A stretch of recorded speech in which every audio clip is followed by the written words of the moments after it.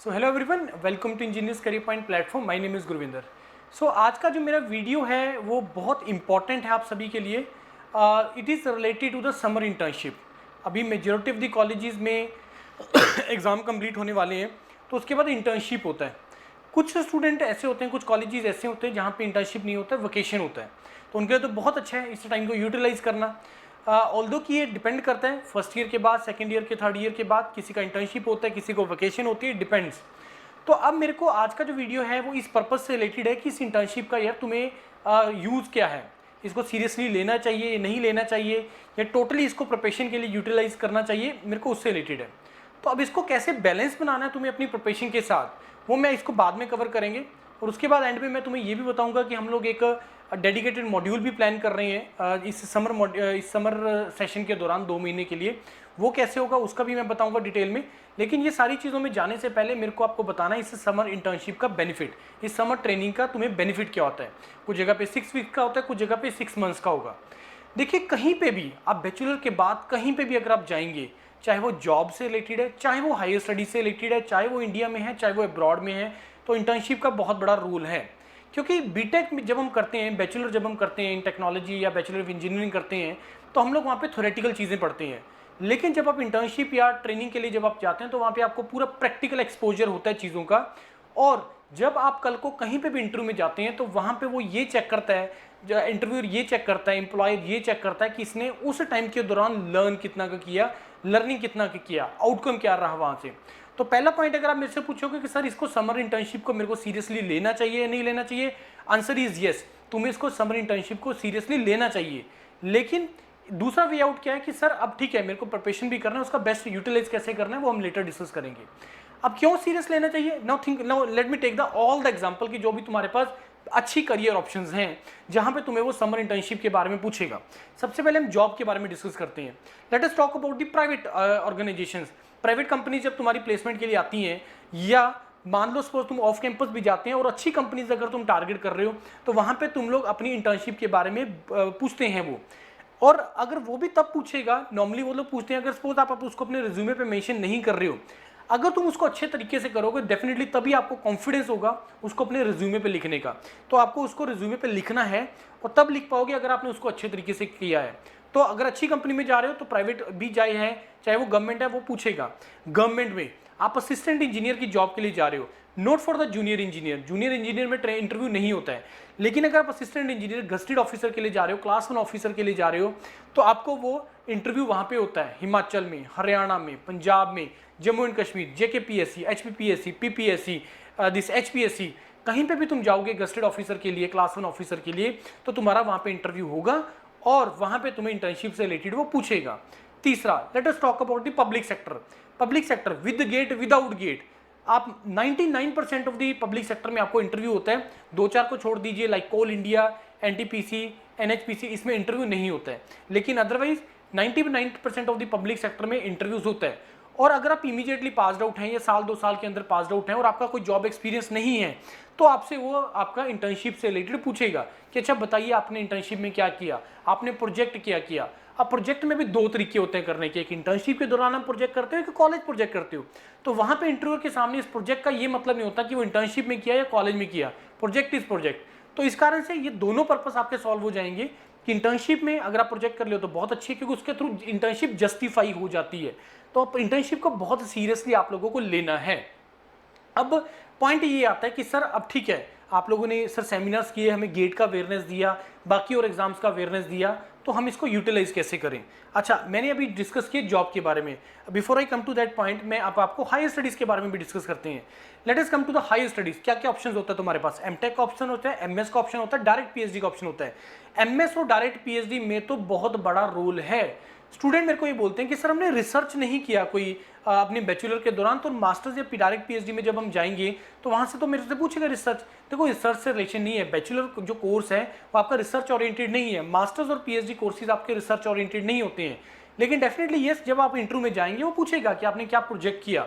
तो project normally इस reason के स्टूडेंट के लिए प्रोजेक्ट एक इस तरीके का होता है कि ठीक है, कुछ मॉडल बना दिया और प्रेजेंट कर दिया और बता दिया इसका क्या वर्किंग है, क्या तुमने इसमें काम किया, नहीं। आपने उसको रिसर्च की फंडिंग की तरफ चले जाना है कि आप उसमें डाटा एनालिसिस की तरफ चले जाना है। जो भी आपने कोई प्रोजेक्ट बनाया उससे कुछ डाटा कलेक्ट करो और उसको एनालिसिस करो और उसका एक रिजल्ट निकालो कि ये चीज़ अगर मैंने ये चेंजेस किए हैं, ये इसका आउटकम है, इसका एनालिसिस ये है कि अगर ये वैल्यूज मैं कर दूं तो ये चीज़ आउटपुट मिलता है, ये वैल्यूज अगर हम रखें तो ये आउटपुट होता है। ये रिसर्च ही है और बहुत ज़्यादा हार्डकोर रिसर्च आपसे नहीं एक्सपेक्ट करेंगे। जितना अच्छा आप कर पाएंगे वो दैट इज द एडवांटेज। लेकिन जो भी आपने प्रोजेक्ट किया उसको प्रेजेंट आप कैसे कर रहे हो वो मैटर करता है, राइट। तो एमएस और डायरेक्ट पीएचडी प्रोग्राम के लिए हर जगह पे इंटरव्यू होता है, तो आपको वहां पे वो पूछेगा। Now come to the MTech point. जहां पे भी आप एमटेक के इंटरव्यूज, अगर आप मेरे से पूछोगे सर कितनी परसेंटेज ऑफ आईआईटीज में एमटेक के लिए इंटरव्यूज होता है, रफली 20-30% पे इंटरव्यूज होता है। तो वहां पे भी वो इंटर्नशिप से रिलेटेड पूछेगा। इंजीनियरिंग मैथमेटिक्स का एक बहुत बड़ा रोल है, वो पूछेगा। ये चीजें हम आपको ट्रेन करेंगे जब आप आएंगे प्रिपरेशन के लिए, राइट। तो इंटर्नशिप अगेन क्वेश्चन मेरा वही है कि सर सीरियसली लेना है, यस सीरियसली लेना है, अच्छे तरीके से करना है। Now come to the point कि सर मेरे को इसको यूटिलाइज कैसे करना है, जो मैंने इस थंबनेल में लिखा भी हुआ स्टेटमेंट कि sir how to utilize this with the preparation. देखो अब दो तरह का स्टूडेंट होता है। पहला स्टूडेंट होता है कि जो पूरा 6 हफ्ते पूरा का पूरा ट्रेनिंग के लिए गया, इंटर्नशिप के लिए गया और एंड में उसका लर्निंग जीरो, मे बी कुछ भी ना कर पाया, मतलब उसको अंडरस्टैंड नहीं कर पाया, बस फॉर्मेलिटी के लिए अटेंडेंस के लिए जा रहे हैं कि अटेंडेंस वहाँ पे कंपलसरी अटेंडेंस के लिए जा रहे हैं, तो फॉर्मेलिटी है। दूसरा स्टूडेंट जो एक हफ्ते में एक दिन गया, एक दिन के लिए आप वहां पे गए और एक दिन में आपने जो पूरे वीक का लर्निंग है वो आपने कर लिया। मतलब कहने का ये कि एक दिन जब आप जा रहे हो वीक में वहां पे, तो उसमें पूरे वक्त हफ्ते का लर्निंग करो। वहां पे जाके जो तुम्हारे ट्रेनिंग इंचार्ज होते हैं, ट्रेनिंग मैनेजर होते हैं, अपने जो आपके कोलीग्स होते हैं, उनके साथ बहुत अच्छा रैपिड सेट करना है तुम्हें। वहां पे जाके तुम्हें रैपिड सेट इसलिए करना है क्योंकि वो वही लोग हैं जो तुम्हें बताएंगे कि यार क्या क्या चीजें होती है, कैसे कैसे करना है।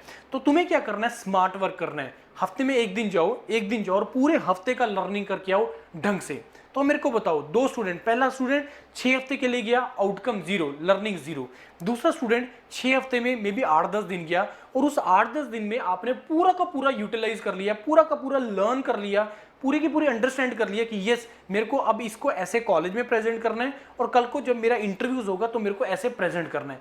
तो आपको स्मार्ट वर्क करना है। एफर्ट जरूर लगेगा कि हफ्ते की चीज को एक दिन के अंदर करना, एफर्ट जरूर करेगा, उसका तो कोई ऑल्टरनेट है ही नहीं।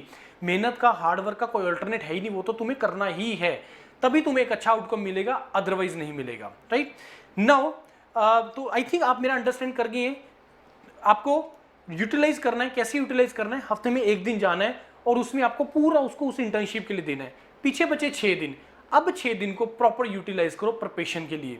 प्रिपरेशन के लिए जो भी आपने टारगेट लिया है कि सर मेरे को अपने स्टेट जेईई का तैयारी करना है, मेरे को एसएससी जेईई का तैयारी करना है, मेरे को आरआरबी जेईई का तैयारी करना है, सर मेरे को हायर स्टडीज के लिए जाना है, सर मेरे को पब्लिक सेक्टर के लिए जाना है, सर मेरे को गेट का एग्जाम देना है। बहुत स्टूडेंट आजकल अप्रोच कर रहा है कि सर इंटर्नशिप है कैसे बैलेंस करेंगे। बैलेंस हो जाएगा यार, बैलेंस हो जाएगा, बस तुम्हें वहां पे जाके रैपिड सेट करना है। आपने अपना एक वहां पे जाके क्लियरली डिस्कशन करनी है कि ये मेरा टारगेट है, ऐसे ऐसे मेरे को करना है, एक दिन के लिए हम आएंगे और ऐसे ऐसे करना है। हर चीज पॉसिबल है। इंडिया एक ऐसा कंट्री है जिसमें सब कुछ पॉसिबल है, कोई भी ऐसी चीज है जो इम्पॉसिबल नहीं है, राइट। तो अब पॉइंट ये आ गया कि सर ये तो हमें रास्ता आपने बता दिया कि कैसे करना है। अब इससे जो बाकी जो टाइम बचा, 6 दिन बचे एक हफ्ते में, उसको यूटिलाइज कैसे करना है। अब आप लोग जो भी मेरा इस वीडियो सुन रहे हैं किसी भी रीजन से, चाहे वो चंडीगढ़ में, चाहे पंजाब में, चाहे हरियाणा में, चाहे हिमाचल से, क्योंकि इंजीनियर्स करियर पॉइंट योरपीडिया प्लेटफॉर्म ऑफलाइन में चंडीगढ़ में हम लोग बेस्ड हैं, तो इसी रीजन को कैटर करता है। मेजोरिटी के स्टूडेंट्स यहाँ पे इसी चीज़ से रिलेटेड आते हैं। तो आपने पहला पॉइंट ये करना है कि जो आपने अपना जो ट्रेनिंग है, इंटर्नशिप है, वो चंडीगढ़ के नियर बाय लगाओ, इंस्टीट्यूट के नियर बाय लगवाओ, सो दैट कि तुम प्रिपरेशन के लिए, क्लासेस के लिए तुम आ सको, राइट। और क्लासेस में भी वीकडेज में भी हम लोग 4 से 5 घंटे का क्लास करेंगे, ज़्यादा नहीं करेंगे। हम लोग एक जो आप लोग फर्स्ट ईयर से अभी सेकंड ईयर में शिफ्ट कर रहे हैं, सेकंड ईयर से थर्ड ईयर में शिफ्ट कर रहे हैं, थर्ड ईयर से जो फाइनल ईयर में शिफ्ट कर रहे हैं, जो रेगुलर नहीं आ सकते हैं, may be August onward regular नहीं आ सकते हैं, आपको वापस जाके दूर जाके अपना कॉलेजेस लगाने हैं, तो उनके लिए हम लोग एक समर मॉड्यूल लॉन्च कर रहे हैं। उसका एक डिटेल वीडियो मैं अलग से बनाऊंगा कि समर मॉड्यूल क्या चीज़ है।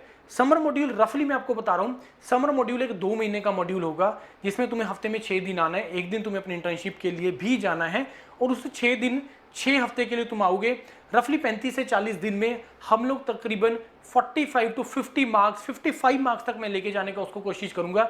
इतना जो कंटेंट है, हम अगर मैं गेट के पॉइंट ऑफ व्यू से बात करूं तो 2 महीने में हम लोग इतना कवर कर लेंगे। उसके बाद आप आराम से जाके, चाहे आप ऑनलाइन क्लास कर लेना, चाहे आप उसको रिवीजन कर लेना, that will be more than sufficient. और वो जो सब्जेक्ट्स होंगे, हम टारगेट ट्राई करेंगे वो सब्जेक्ट रखें जो आने वाले टाइम में अपने सेमेस्टर्स में आपने कॉलेजेस के अंदर पढ़नी है, तो सारे पर्पस सॉल्व हो जाएंगे। आपका कॉलेज का भी पर्पस सॉल्व हो जाएगा, आपका गेट का भी प्रिपरेशन हो जाएगा, आपका इंटर्नशिप का भी प्रिपरेशन हो जाएगा।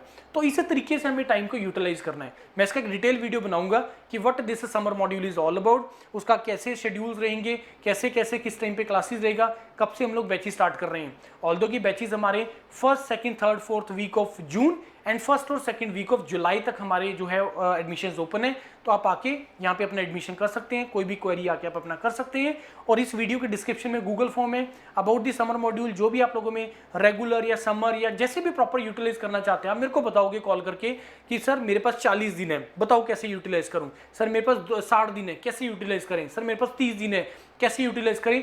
उसके अकॉर्डिंगली हम लोग प्रिपरेशन स्ट्रेटेजी बनाएंगे और उसके अकॉर्डिंगली हम लोग प्रोसीड करेंगे। राइट, कोई भी क्वेरी है मेरे को कॉल करो, डिस्कस करो मेरे साथ जितना तुम डिटेल में कर सकते हो। Thank you and all the best to all of you.